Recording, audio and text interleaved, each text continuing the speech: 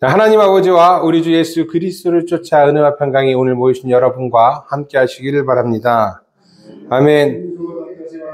감사합니다. 우리는 오늘 설교에 앞서서 찬송가 323장을 불렀어요. 부름받아 나선 이 몸이라는 찬양을 우리 함께 불렀습니다.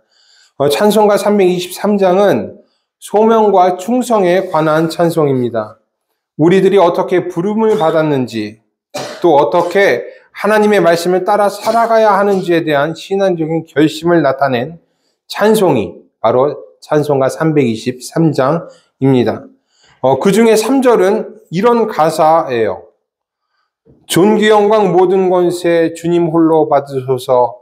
멸시천대 십자가는 제가 지고 가오리다. 이름 없이 빛도 없이 감사하며 섬기리라. 이름 없이 빛도 없이 감사하며 섬기리라. 모든 존귀와 영광은 주님만 받으십시오. 멸시와 천대는 제가 가지고 가겠습니다.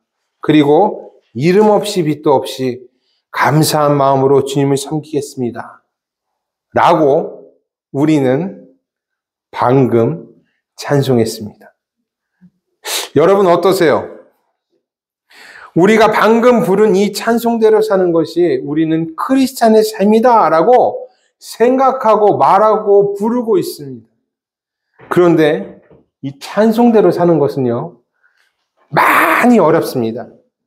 이것이 크리스찬의 삶인 것은 분명한데 이렇게 살자니 마음속에 걸리는 것이 너무나도 많아요. 우리는 하나님의 축복 가운데 잘 살았으면 좋겠고, 사람들에게 인정도 받았으면 좋겠고, 어느 정도 영광도 취하고 싶어 합니다. 큰 부자로 또는 힘 있는 사람으로 살지는 못해도 적어도 평안하고 복되게 살고 싶은 거예요. 하지만 우리 마음속 저 한편에서는 우리가 부른 찬송대로 사는 것이, 이 찬송가 323장대로 사는 것이 참다운 크리스찬의 삶이다라는 생각도 있습니다. 참 고민되시죠? 저도 고민이 됩니다. 어떻게 살아야 할지, 우리 안에서 하나님의 말씀과 인간의 욕망이 늘 전쟁을 합니다. 참으로 불쌍한 인생이에요. 그러면 우리만 이런 고민을 했을까요? 저는 그렇지 않을 거라고 생각합니다. 성경의 수많은 인물도, 그리고 우리의 믿음의 조상들도 우리와 같은 고민을 했을 것입니다. 그리고 고민 가운데 결국은 말씀대로 살기를 택했을 것입니다. 그것이 우리의 믿음이고 우리가 생각하는 바름이기 때문에 그렇습니다. 오늘의 복음서에도 그런 인물이 나옵니다. 세례 요한이라는 사람이에요. 우리는 흔히 세례 요한이라고 하면 예수님의 오시는 길을 준비한 사람으로만 알고 있습니다.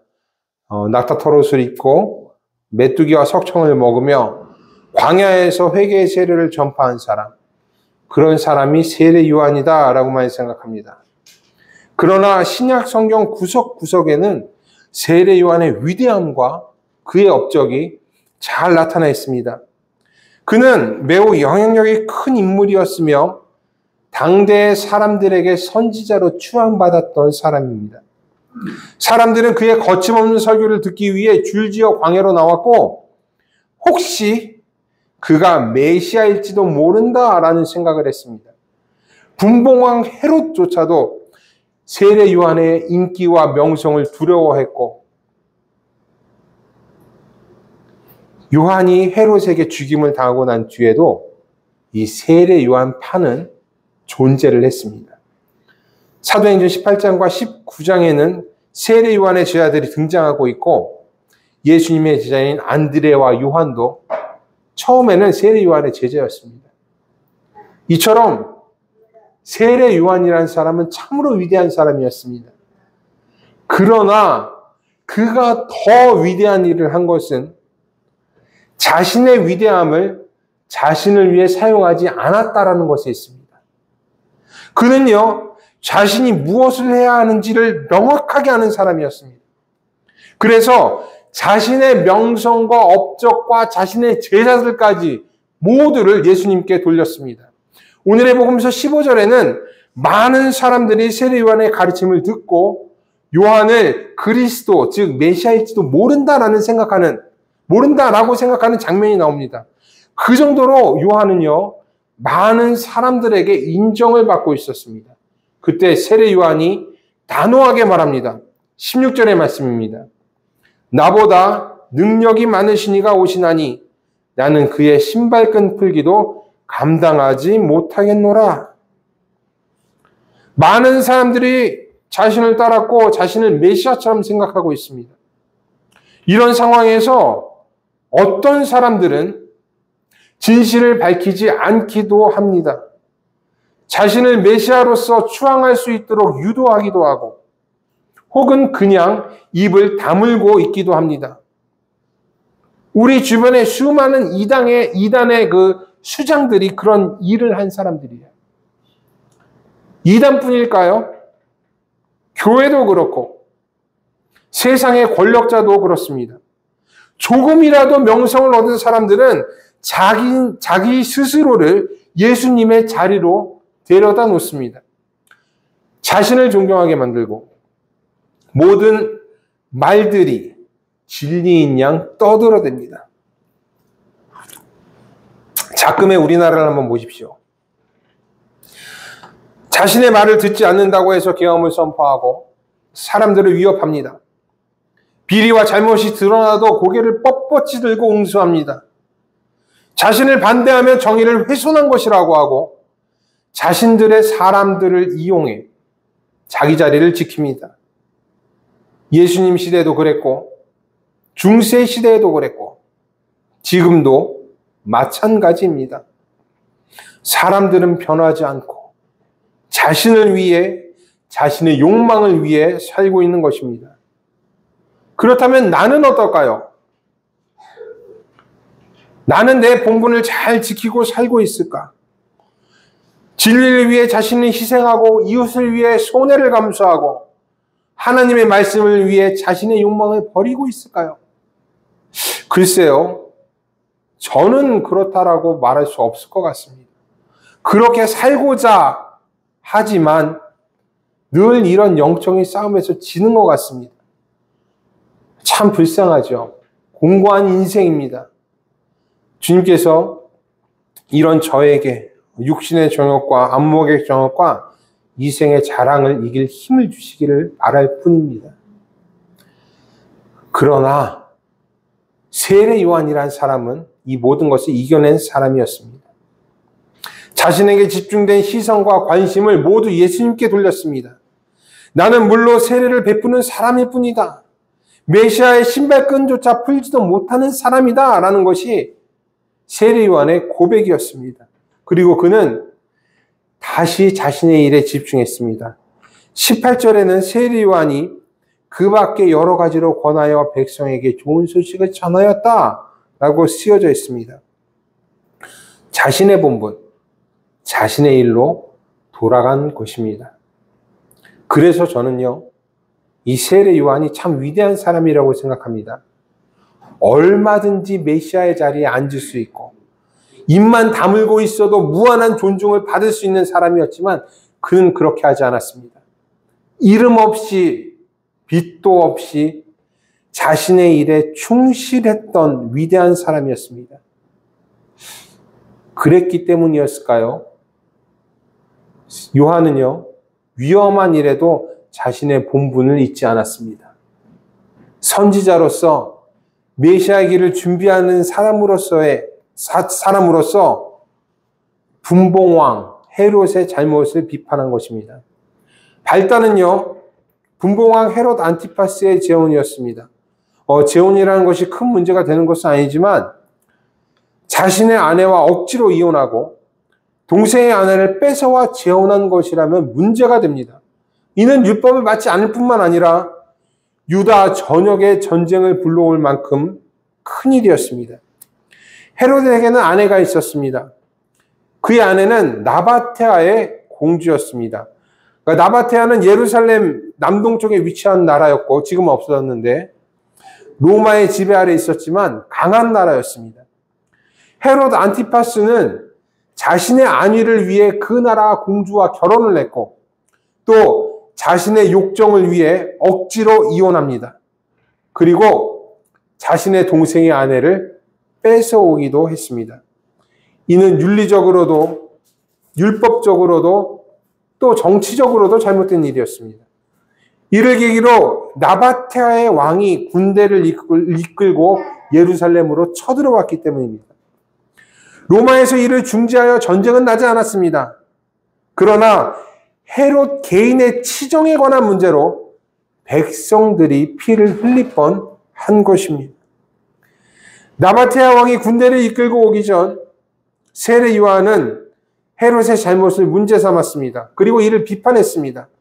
이에 헤롯은요, 세례 요한을 잡아다가 옥에 가둡니다. 분봉왕이라고 할지라도 왕은 왕입니다. 아무리 세례 요한이라고 할지라도 왕을 비판하면 안 된다라는 것을 사람들에게 보여주기 위해서 헤롯은 세례 요한을 옥에 가둡니다. 요한이 이를 몰랐을까요?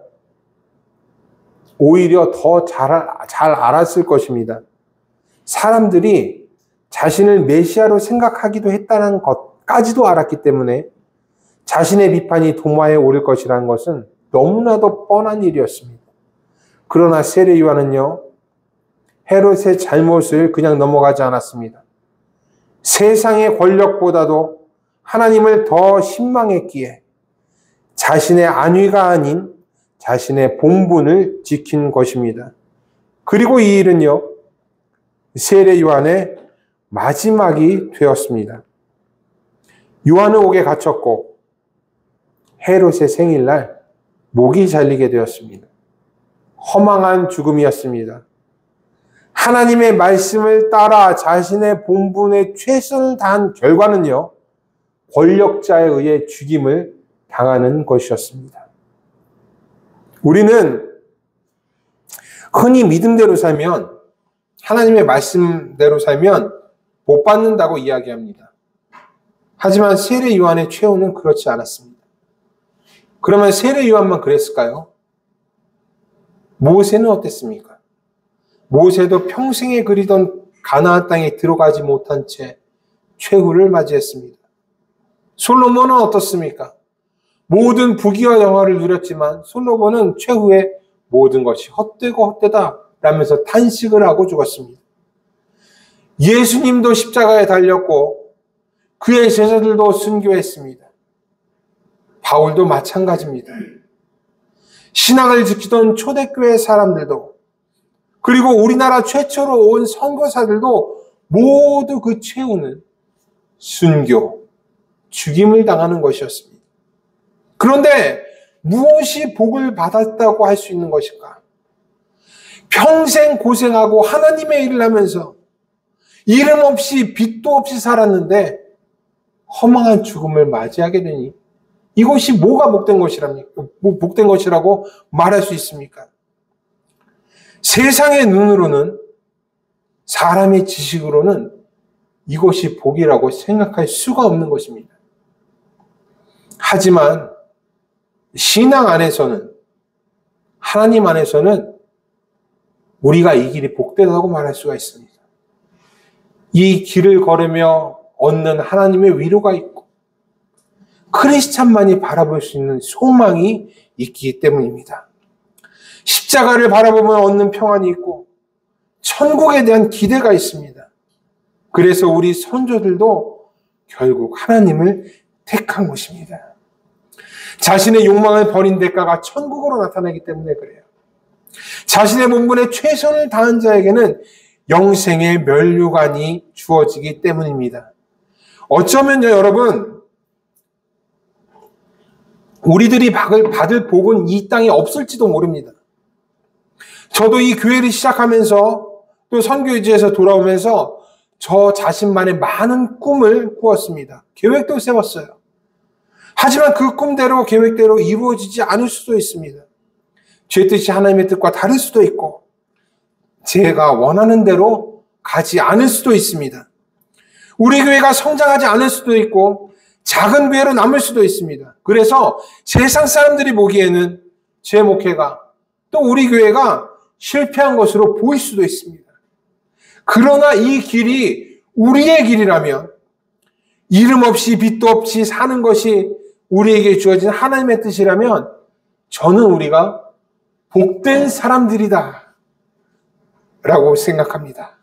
하나님의 뜻대로 살아가고 있기 때문에 그렇습니다. 믿음의 선조들에게 요구된 일들이 우리에게도 요구되고 있기 때문에 그래요. 그래서 우리는 복된 사람들인 것입니다. 오늘의 복음서의 마지막 부분에는요, 예수님의 세례 장면이 등장합니다. 그리고 이 세례를 통해서 요한의 시대는 막을 내리고 예수님의 시대가 시작됩니다. 요한의 시대가 막을 내렸다고 해서 아쉬워할 필요가 없습니다. 세례 요한에 의해 본격적인 구원의 시대, 예수님과 함께하는 새 시대가 열렸기 때문입니다. 세례 요한은 이 시대를 준비하는 사람으로서 자신의 역할에 최선을 다했습니다. 우리도 마찬가지입니다. 우리도 우리의 본분에 최선을 다한다면 우리를 통해 새로운 일이 시작될 것입니다. 비록 그것이 이름 없이 빛도 없이 사는 것이라 할지라도 하나님은 우리의 삶을 통해 또 다른 복음의 시대를 여실 것입니다. 그래서 우리는 복된 사람들이고 세상이 알 수도 볼 수도 없는 소망을 가진 사람들입니다. 하나님이 우리와 함께 하시기 때문입니다. 이 하나님의 은혜가 오늘 모이신 여러분과 함께 하기를 바랍니다.